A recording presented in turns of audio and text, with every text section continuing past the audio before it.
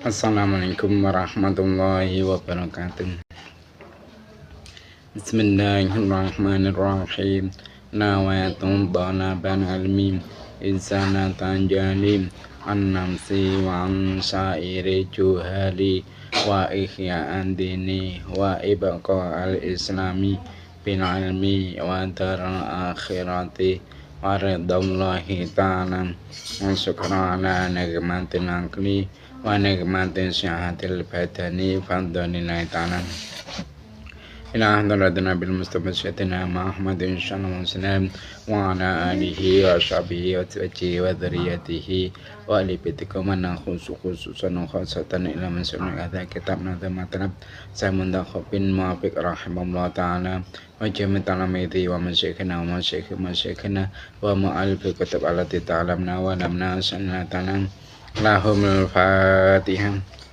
A'udzu billahi minasyaitonir rajim. Bismillahirrahmanirrahim. Alhamdulillahirabbil alamin. Arrahmanir rahim. Maliki yaumiddin. Iyyaka na'budu wa iyyaka nasta'in. Ihdinas siratal mustaqim. Shiratal ladzina an'amta 'alaihim ghairil maghdubi 'alaihim waladdallin. Rabbi firli wa liwalidayya mu'minina amin.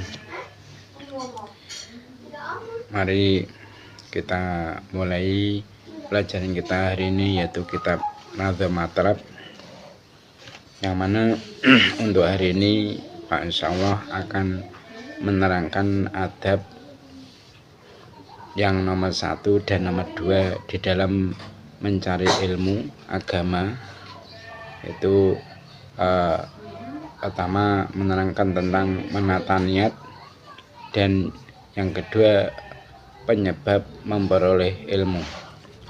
Mari kita mulai, kita baca bersama-sama nadhamannya terlebih dahulu. Kita ulang sampai 3 kali, setelah itu kita maknai. Bismillahirrahmanirrahim. Qala al-musannifu rahimahumullah ta'ala wa nafa'na bihi bi 'ilmi fid dharain amin. Fatahiril qalba wa sahihin niyyah wa badaghi bil asbabi la bil umniyah. Fatahiril qalba wa sahihin niyyah wa badaghi bil asbabi la bil umniyah. Fatahiril qalba wa sahihin niyyah wa badaghi bil asbabi la bil umniyah. Mari kita maknai nadhaman tersebut. Bismillahirrahmanirrahim. Fatahir. Fatahir mongko nucenono sira. Mongko disingkat yaitu jim. Jim di atas. Fatahir mongko nucenono sira. Nucenono al-qalba ing ati. Al-qalba ing ati, ing singkatan mim fa. Al-qalba ing ati wa sahih lan ambenerno sira. Wa sahih lan ambenerno sira, benerno aniyata ing niate. Aniyata ing niate. Ilapat aniyah. Nah, itu tadi kalau kita nadhamkan membacanya aniyah, namun ketika kita maknai kita baca aniyata. Kenapa? Karena dia menjadi maf'ul yang harus dibaca nasab. Aniyata ing niate, ing singkatan mim fa. Wa ba'dagi lan nyumpriya sira. Wa ba'dagi lan nyumpriya sira bil asbabi kelawan pira-pira sebab, kelawan singkatan mim to. Bil asbabi kelawan pira-pira sebab, la bil umniyati ora kelawan angen-angen bloko. La bil umniyati ora kelawan angen-angen bloko. Nah, begitu juga seperti lafaz aniyah, lafaz umniyah. Itu ketika kita nadhamkan taknya disukun la bil umniyah, namun ketika kita maknai kita baca la bil umniyati. Kenapa? Kemasukan huruf j yaitu berupa huruf ba ya. La bil umniyati orang kelawan angen-angen bloko. Nggih sakniki artosipun. Artosipun tiyang ingkang pados ngilmu menika langkung rumiyin kedah nuceni manahipun lan ngleresaken niatipun. Inggih punika kedah niat nggunten ridhonipun Gusti Allah. Nggunten niku napa? Mencari utawa golek basa Jawane. Nggunten ridhonipun Gusti Allah lan nggunten slametipun wonten akhirat. Ngicali kebuduhan anggegesang agami Islam lan sak pituritipun. Mboten kenging niat nggunten utawa goleki perkawis utawi pangkat donya lan sak panunggalanipun. Ajeng kedah ambudidaya nglampahi pinten-pinten perkawis ingkang nyebabaken hasilipun ngilmu ingkang manfaat. Mboten cekap namung kandhek ing lamunan kemawon. Jadi Kyai Nazim yaitu Syekh Muntakhab bin Muafiq, beliau akan menerangkan adab belajar, adab mencari ilmu yang nomor 1 dan yang nomor 2. Maka beliau berkata dengan sebuah nadhaman, fatahiril qalba fasahihinniyah wabtaghi bil asbabi labil umniyah. Apa artinya nadhaman tersebut? Maka sucikanlah hati dan benarkan niatmu. Lakukan apa-apa yang menjadi sebab memperoleh ilmu, bukan hanya dengan berangan-angan saja.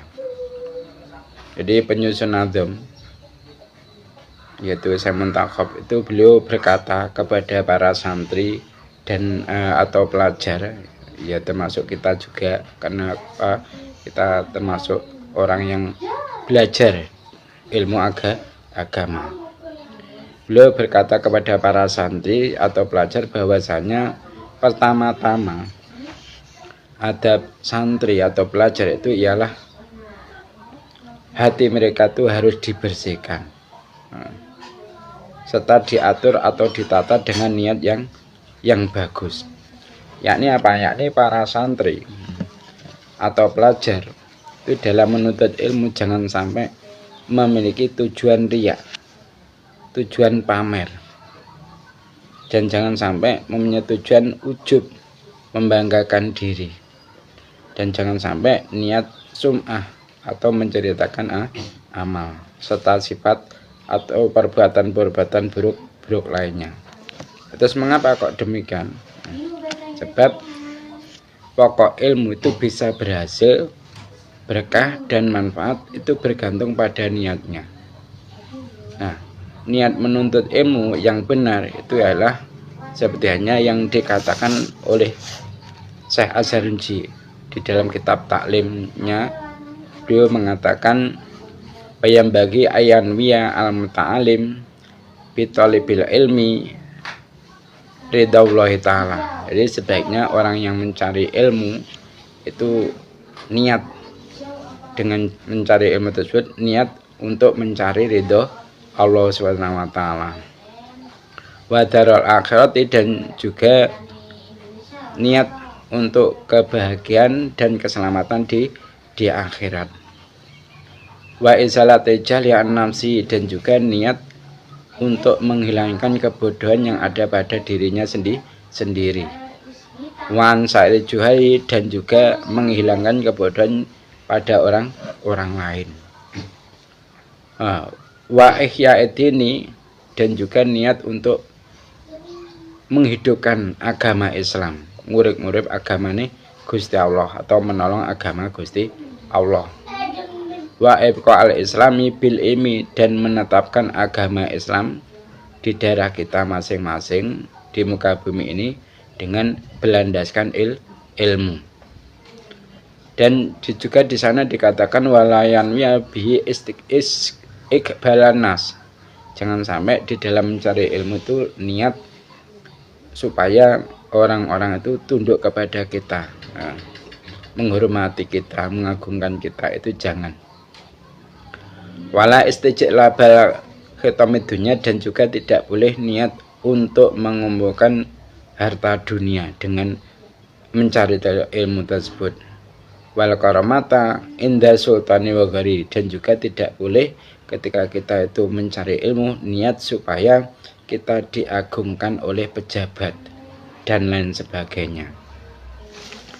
Nah, jadi intinya niat menuntut ilmu itu yang benar apa? Satu, yaitu memperoleh ridha Allah Subhanahu wa taala. Kedua apa?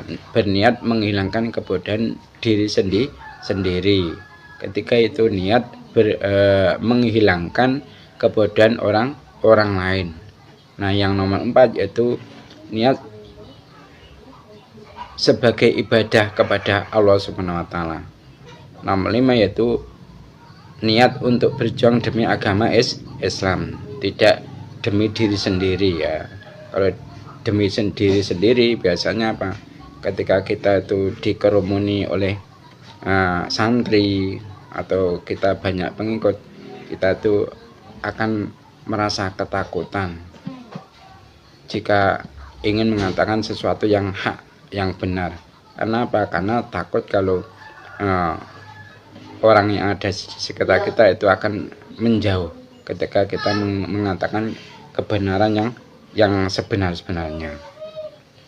Jadi niatlah di dalam mencari ilmu itu untuk memperjuangkan agama Allah Subhanahu wa taala, tidak memperjuangkan diri sendiri.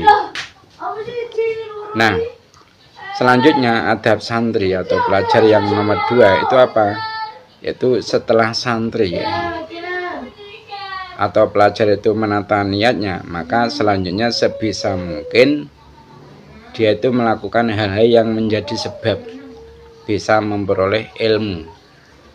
Yakni apa? Yakni menuntut ilmu tidak cukup hanya dengan berangan-angan saja dan tidak mau kesulitan. Namun mencari ilmu itu harus disertai dengan melakukan mutalaah atau kajian, ya, musyawarah atau namanya itu diskusi dan belajar, hafalan dan sebagainya. Dan bahkan kalau bisa kita tirakati dengan puasa Senin Kemis atau puasa Daud dan lain sebagainya. Nah, ada seorang penyair, beliau itu menyairkan syairnya dengan memakai bahar wafir yang berbunyi apa? Waman talabal uluma bi ghairi darsin sadrikuha idza sabal al-ghurabu. Apa artinya? Artinya barang siapa kok menuntut ilmu dengan tanpa belajar, maka dia hanya akan memperolehnya, maksudnya memperoleh ilmu tersebut tatkala ada burung gagak yang beruban. Ini jelas menunjukkan tidak akan mungkin orang yang mencari ilmu tidak mau belajar, itu tidak akan mungkin mendapatkan ilmu. Ya, begitu juga Kiai Abdul Rasyid, itu beliau menyebutkan syair yang berbahasa Jawa. Nah, syairnya berbunyi, wong kang ngaji iku mesti kudu gelem mutalaah musyawarah tiap malam. Apa artinya? Artinya orang yang mengaji itu harus mau mutalaah dan musyawarah tiap malam. Bahkan beliau mengatakan lagi, satu dasin ingkang ajak nganti bisa lan takokno lamun sira durung bisa. Jadi serta belajar dengan sering serta belajar dengan sering sampai bisa, dan tanyalah jika kamu memang belum bisa. Nah, lamun sira ora ngaji sebab lunga enggal musyawarah ana kanca. Jika kamu itu memang tidak mengaji mungkin sebab bepergian, maka segeralah musyawarah pada temanmu untuk menempel pelajaran yang tertinggal. Ojo gampang tinggal ngaji tanpa udzur. Ana omah mung dolanan klontar keluyur. Jadi janganlah mudah meninggalkan mengaji tanpa ada udzur. Nah, di rumah hanya bermain ke sana ke sini. Ke sana ke sini itu jangan. Nah, dalam kitab Adabul Alim wal Muta'alim, Hadratus Syekh Muhammad Hasyim Asy'ari itu beliau memaparkan bagaimana pentingnya menata niat dalam belajar dan mengajarkan ilmu. Nah, setelah menjelaskan tentang keutamaan ilmu dan keutamaan ulama, beliau itu menegaskan bahwasanya keutamaan tersebut itu hanya diperoleh para ulama yang mengamalkan ilmunya, dan dengan ilmunya mereka itu bertujuan menggapai ridho Allah, bukan karena kepentingan duniawi seperti memperkaya diri, memberi jabatan, memberi banyak pengikut dan lain sebagainya.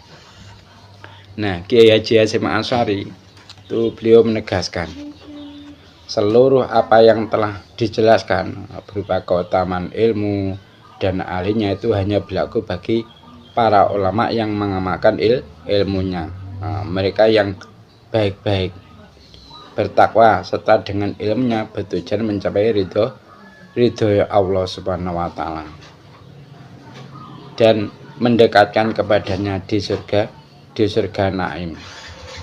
Nah, keutamaan tersebut itu tidak berlaku bagi orang yang berniat dengan ilmunya, maksudnya dapat meraih tujuan-tujuan duniawi berupa tahta, harta, atau bersaing memperbanyak pengikut dan murid. Nah, Kiai Haji Hasyim Asy'ari menyampaikan beberapa dalil. Nah, di antaranya yaitu sabda Nabi Muhammad SAW yang mengatakan barang siapa mencari ilmu karena untuk menjatuhkan para ulama, mendebat orang-orang bodoh, atau memalingkan wajah-wajah manusia kepadanya, maka Allah itu akan memasukkan orang yang mencari ilmu dengan niat seperti itu ke neraka. Yang mana hadis tersebut ada hadis yang diriwayatkan oleh Imam At-Tirmidzi. Nah, dalam hadis lain Nabi Muhammad SAW itu juga bersabda, barang siapa menuntut ilmu yang semestinya itu diniatkan untuk mendapatkan ridho Allah, namun ia itu tidak belajar kecuali untuk menghasilkan tujuan duniawi, maka ia itu tak akan pernah bisa mencium semerbak wangi surga. Yang mana hadis tersebut itu ada merupakan hadis yang diriwayatkan oleh Ahmad, Ibnu Hibban, Abu Daud, dan Ibnu Majah. Nah, Nabi Muhammad SAW pun juga bersabda, barang siapa mencari ilmu karena selain Allah, atau ia itu mengendaki dengan ilmu itu untuk selain ridho Allah Ta'ala, maka ambillah tempatnya dari neraka. Nah, dalam niat lain disebutkan kala itu pada hari kiamat akan didatangkan seorang alim, dan ia itu dilemparkan ke neraka. Nah, ususnya itu sampai terurai keluar, berputar-putar layaknya keledai yang mengelilingi alat penggilingan. Nah, lantas para penduduk neraka itu semua menguruminya dan bertanya kepada alim itu. Nah, pertanyaan bagaimana? Pertanyaan begini, sebenarnya apa yang terjadi padamu? Akhirnya orang alim itu menjawab, aku itu memerintahkan kebaikan di dunia. Nah, sedang aku tidak melakukannya.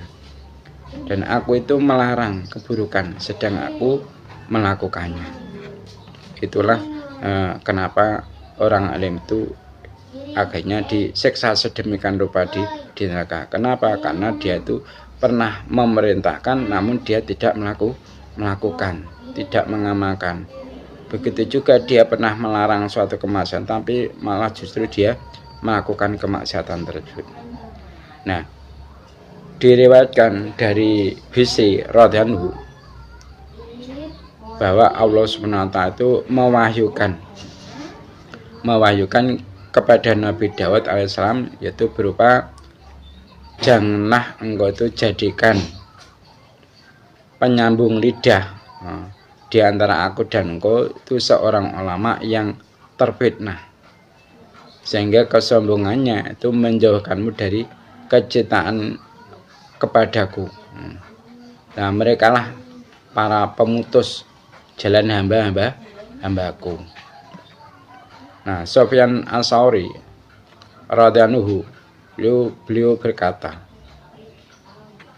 ilmu yang dipelajari hanya karena dengannya seseorang bisa takut kepada Allah, itu ilmu itu mengungguli lainnya. Kenapa? Karena dengannya seseorang itu bisa takut kepada Allah. Nah, bila tujuan ini cacat dan rusak niatnya para pencari ilmu, sekira ia itu merasa ilmunya dapat menjadi perantara menuju kepentingan duniawi, yaitu berupa harta atau pangkat, maka sungguh batal pahalanya, lebur amalnya, dan ia merugi dengan kerugian yang jelas. Nah, Fudail bin Iyad itu beliau itu mengatakan begini, telah sampai kepadaku bahwa sesungguhnya orang-orang fasik dari para ulama dan penghafal Al-Quran itu disiksa terlebih dahulu sebelum para penyembah berhala. Nah, Imam Hasan Basri pun juga menambahkan, hukuman dari ilmu itu adalah matinya hati. Nah, beliau ditanya apa yang dimaksud dengan kematian hati. Beliau langsung menjawab pertanyaan tersebut dengan mengatakan, yaitu mencari dunia dengan amal akhirat. Nah, adapun contoh niat belajar dan mengajarkan ilmu yang benar itu adalah apa yang dipaparkan oleh Al-Habib Zain bin Ibrahim bin Semit, itu mengutip dari Al-Habib Abdullah bin Ali Al-Haddad. Nah, niat ini hendaknya dibaca setiap kali belajar atau mengajar. Nah, penjelasnya demikian. Nah, di dalam kitab Thabit Al-Fu'ad dari Al-Habib Abdullah bin Ali Al-Haddad tentang niatnya orang yang mengajak ke jalan Allah, dan niat ini dibaca saat darsun, maksudnya belajar atau mengajar. Beliau itu berkata, hendaknya orang yang mencari ilmu atau mengajarkan ilmu itu meniatkan dalam hati untuk belajar dan mengajarkan, saling berdiskusi dan mengingatkan, memberi manfaat dan mengambil manfaat, mengambil faedah dan memberi faedah, mendorong untuk berpegangan dengan kitab Allah dan sunnah Rasulnya, mengajak kepada petunjuk, menunjukkan kepada kebaikan karena mencari ridho Allah SWT, kedekatan dengan Allah SWT dan pahala Allah SWT. Nah, Kiai Haji Hasyim Asy'ari itu beliau begitu menekankan urgensi niat dalam belajar dan mengajarkan ilmu. Kenapa? Karena kualitas amal itu sangat tergantung kepada niatnya. Jadi banyak perbuatan yang kelihatannya itu amal akhirat tapi menjadi amal duniawi. Kenapa? Karena kesalahan niat. Misalnya sebenarnya berceramah dengan tujuan pamer, meningkatkan popularitas dan sebagainya. Itu kelihatannya kan amal akhirat, namun karena niatnya keliru menjadi amal dunia. Nah, sebaliknya aktivitas yang sekilas itu berawal amal duniawi tapi menjadi amal akhirat karena niat yang baik. Contohnya apa? Contohnya seperti bekerja untuk menghidupi keluarga, itu kan kelihatan ngamal dunia toh. Terus mengajar dengan mengenakan pakaian mewah dengan tujuan menghormati ilmu dan lain sebagainya. Nah, itu walaupun toh kelihatan amal dunia, karena niatnya yang benar itu akan menjadi amal akhirat. Itu saja ya, semoga Allah senantiasa menjaga hati kita agar kita itu tidak keliru niat dalam belajar dan mengajarkan ilmu. Mari kita tutup majelis ini dengan membaca doa kafaratul majelis. Subhanakallahumma wa bihamdika asyhadu an la ilaha illa anta astaghfiruka wa atubu ilaik. Assalamualaikum warahmatullahi wabarakatuh.